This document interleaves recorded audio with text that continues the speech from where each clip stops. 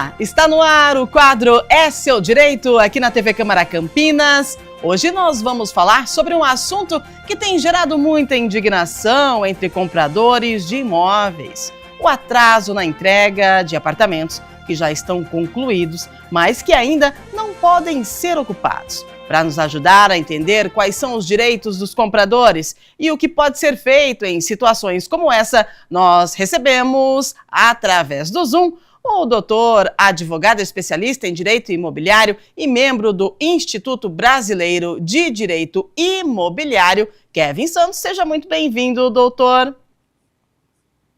Obrigado, Rubi. É um prazer falar com você e todos os telespectadores da TV Câmara. O prazer é todo nosso. Para a gente iniciar o nosso quadro É Seu Direito de hoje, a gente pergunta, doutor Kevin, primeiro, para contextualizar, quais são as primeiras causas que podem levar a atrasos na entrega de imóveis, mesmo após as obras estarem concluídas?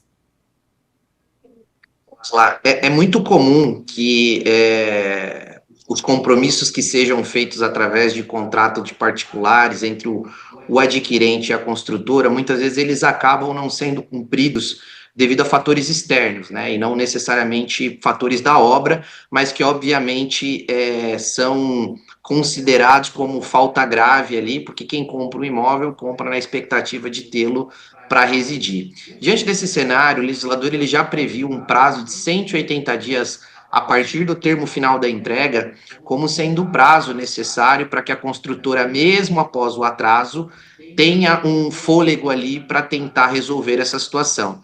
Então, esse é o prazo que a legislação estabelece como sendo o prazo legal, e após isso, aí nós estamos falando do inadimplemento contratual por completo. Muito bem, doutor Kevin de Souza, né? Agora, tem lá o prazo legal. Se esse prazo legal ele não for cumprido, for ultrapassado, qual o direito do comprador desse imóvel que não foi entregue? O que ele pode fazer?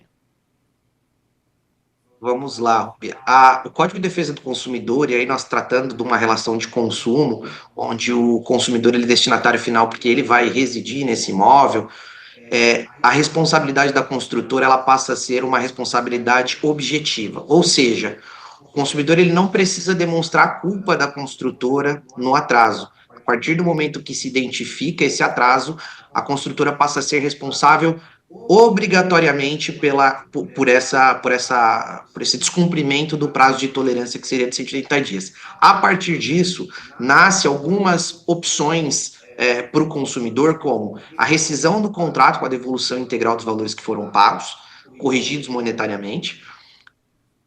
Ocorre também a possibilidade de permanecer com o contrato e pleitear indenização por dano material, e aí nós estamos falando de aluguéis, custos com mudança, juros de financiamento que eventualmente foram tomados e que tudo isso pode ensejar esse atraso, como também é o que acontece na maioria dos casos, como a compensação por dano moral, em razão da frustração da expectativa desse consumidor, que às vezes estava no planejamento de fazer a mudança, de sair do aluguel, de morar no seu imóvel próprio, e aí passa a conviver com uma insegurança existencial muito grande à medida em que não sabe quando de fato vai poder entrar nesse imóvel. E aí, óbvio, né? Além disso, dentro da indenização por dano material, existe também as multas contratuais, né? Aquilo que está previsto em contrato como sendo uma responsabilidade por aquele que causa inadimplemento, além de eventualmente um lucro cessante, caso aquele imóvel tenha sido comprado com objetivo de venda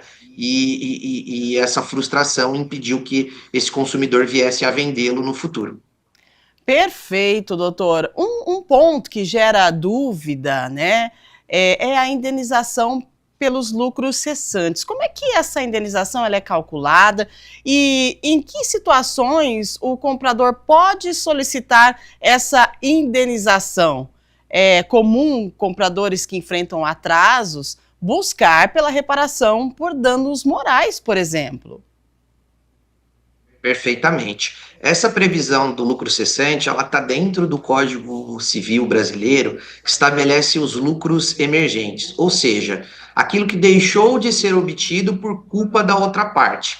Nesse sentido, quando nós estamos lidando com uma relação de consumo, é muito importante que seja demonstrado, por exemplo, que esse imóvel ele iria ser adquirido para aluguel, por exemplo.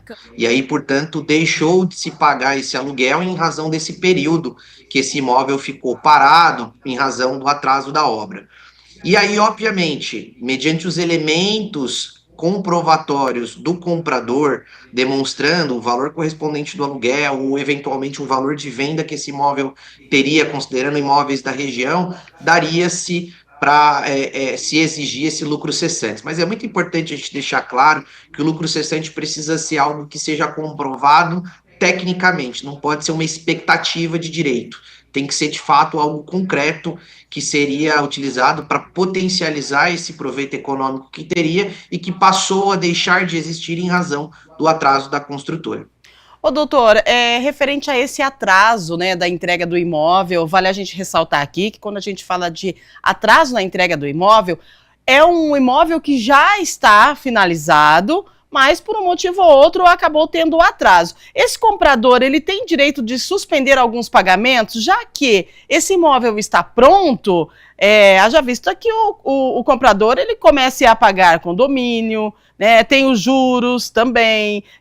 Como é que funciona na prática essa questão? Porque o imóvel está pronto, está tudo certinho, só não foi entregue. E aí o comprador, ele precisa continuar pagando. E como é que ele faz diante dessa situação?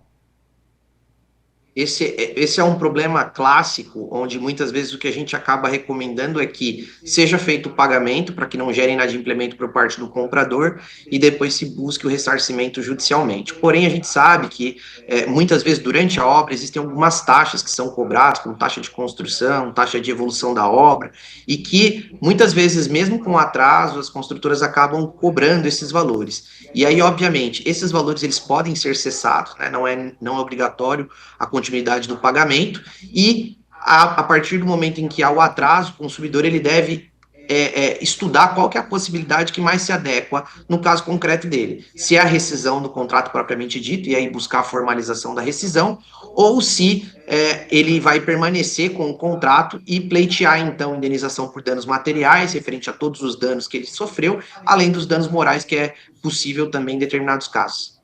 Rescisão de contrato, né? Você imagina, você tem aí um planejamento, você comprou o seu bem, o seu imóvel, esperou todo o tempo para que ele fosse construído, e aí você vê essa obra pronta, mas você não pode tomar posse, né? Então, doutor, se o atraso se prolonga, quais são as opções do comprador quanto à rescisão de contrato, né? Ele pode receber de volta todo o valor pago, que o senhor já havia dito antes, indenizações, e assim, ele pode chegar e falar, eu não quero mais esse imóvel.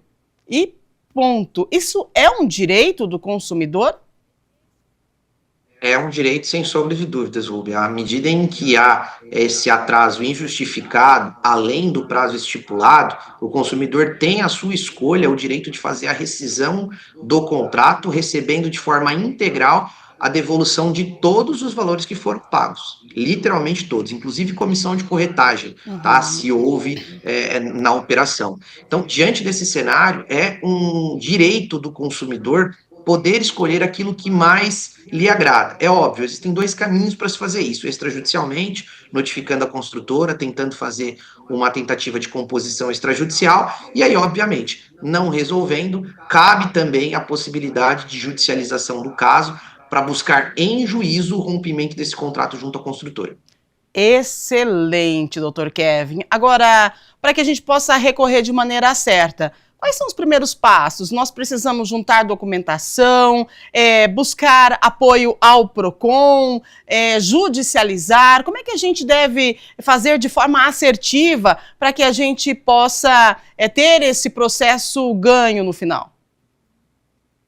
Perfeito. É necessário a gente comprovar essa relação contratual e o inadimplemento da construtora para conseguirmos, então, seja extrajudicialmente ou judicialmente, conseguir evoluir nesse sentido. Então, a gente sempre recomenda contrato de compra e venda, né? Pegar o contrato de compra e venda assinado, comprovantes de pagamento referente aos boletos quitados, transferências bancárias, tudo aquilo que foi pago durante a obra. O memorial descritivo, indicando o que seria o imóvel, folder, site, anúncio, um cronograma de entrega para verificar dentro do próprio contrato qual que era o prazo que a construtora estabeleceu e os comunicados oficiais, porque geralmente a construtora acaba dando reportes para os adquirentes sobre o atraso, previsão da entrega e assim por diante, além, obviamente, de todas as despesas que ele incorreu em razão desse atraso. Aluguéis, juros de financiamento, eventuais dívidas que contraiu em razão do pagamento desse imóvel, e aí, obviamente, a partir disso a gente pode formalizar uma notificação extrajudicial, que é o caminho mais adequado, para exigir a entrega imediata do imóvel sob pena de rescisão contratual e a devolução integral dos valores, e, obviamente, não resolvendo, é possível buscar o PROCON da sua cidade para fazer uma reclamação formal e, a partir disso, verificar se resolve administrativamente,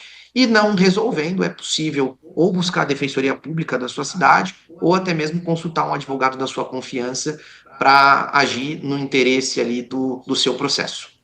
Muito bem, doutor Kevin de Souza, explicando, né, referente ao nosso direito, quando você compra um imóvel, ele está pronto, mas você não consegue tomar posse dele. Ô, doutor, muitas vezes a publicidade do empreendimento traz imagens aéreas, né, paisagismo, mobília, que também fazem parte do contrato. Com isso, acaba influenciando os direitos do comprador em caso de atraso ou então descumprindo o que é prometido. Como é que a gente faz nesse caso? É importante a gente guardar todo o material de publicidade que foi nos demonstrado mediante o momento da nossa aquisição desse imóvel? Isso também vale na hora de entrar com um processo?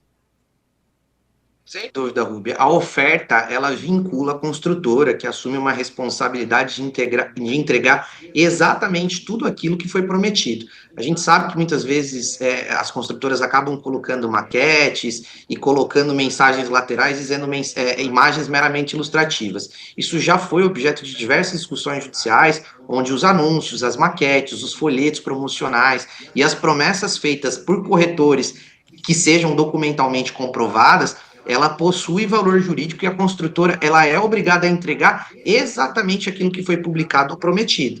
Então, toda a informação que ela é prestada para o consumidor, no caso a construtora na qualidade de fornecedora, vincula ela à obrigação de cumprimento. Então, é necessário que, ao adquirir um imóvel, em especial imóveis que são comprados na planta, com área comum, com infraestrutura de lazer, com equipamentos de mobiliário, sejam arquivados pelos compradores para que isso seja de fato constatado na entrega se de fato está sendo cumprido aquilo que foi prometido. E aí, a partir disso, a gente entra em diversos aspectos, como área de lazer, piscina, academia, acabamentos, materiais que foram diferentes do anunciado, medidas também diferentes do anunciado. Então, tudo isso, todas essas promessas de infraestrutura, que elas não se concretizam, elas são vinculativas e o condomínio, posteriormente, após a sua instalação, pode exigir coletivamente o cumprimento da construtora na entrega de tudo aquilo que foi prometido quando da aquisição dos imóveis. É isso aí. Para quem está passando por essa situação, é fundamental ficar atento ao contrato, prazos, cobranças e buscar orientação jurídica sempre que houver dúvidas. Dr. Kevin de Souza, muito obrigada pela sua participação, por nos orientar e também por nos esclarecer em relação aos nossos direitos. Fica aqui a nossa gratidão. Obrigado, Rúbia, é sempre um prazer. Muito bem, e você que está aí do outro lado, acompanhando a programação da TV Câmara Campinas, é seu direito, volta a qualquer momento aqui na programação. Fique ligado e fique atento, aqui você fica sabendo sobre o que é seu direito. Até mais.